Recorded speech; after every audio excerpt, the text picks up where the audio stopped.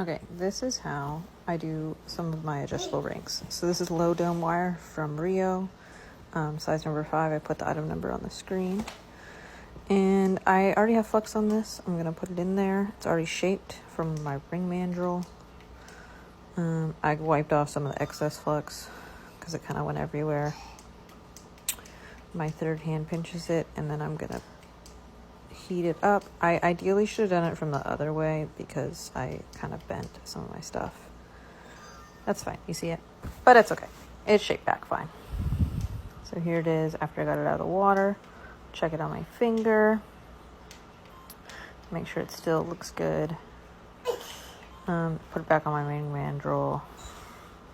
I'm bending that little piece that kind of like melted and flopped a little bit. Sorry I didn't get all of this in the video. Here it is, hammering it, and then hammer it some more.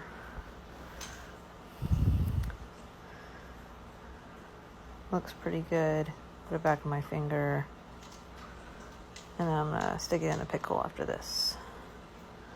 And it's a buffalo nickel with Golden Hills.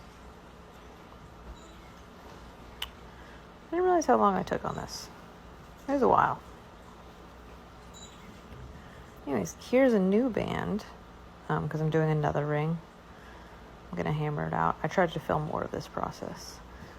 And then I hammered about the size like a 7. Again, same low dome wire. Take that, and I'm grinding out a little spot so it's gonna sit flush where I solder. It's just a little file I've got. Put it on my finger.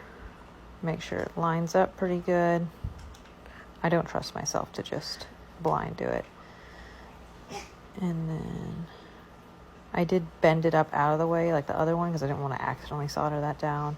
And I only put flux on my ring shank this time, which I feel like worked better because the other one, the flux kind of went everywhere and I'll have to clean up more. And there it goes, pretty fast.